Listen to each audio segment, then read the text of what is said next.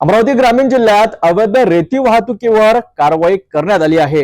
विनापरवाना आणि ओव्हरलोड रेतीची चोरटी वाहतूक करणाऱ्या वायवा वाहनावर स्थानिक गुन्हे शाखेने धडक कारवाई केली असून तब्बल 42,70,000 रुपयाचा मुद्देमाल जप्त करण्यात आला आहे। या कारवाईत 5 आरोपींना ताब्यात घेण्यात आले असून ही कारवाई वरुड तालुक्यातील गणेशपूर परिसरात करण्यात आली।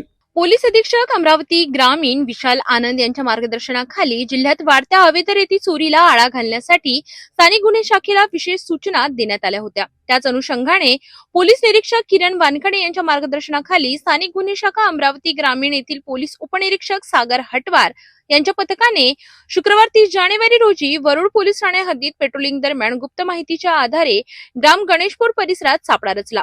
यावेळी विनापरवाना ओव्हरलोड रेती वाहतूक करणारा टाटा सिग्ना हायवा ट्रक आणि त्याच्या पुढे स्विफ्ट डिझायर कार पायलटिंग करत असल्याचे निदर्शनास आले। पथकाने तात्काळ कारवाई करत दोन्ही वाहने आणि त्यातील 5 इसमांना जागीच ताब्यात घेतले।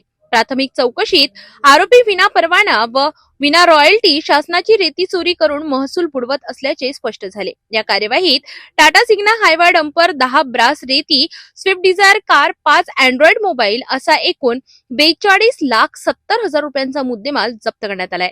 सदर कारवाईनंतर सर्व मुद्देमाल वरुड पोलिसांच्या ताब्यात देण्यात आला असून आरोपींविरोधात पुढील कायदेशीर कार्यवाही सुरू आहे।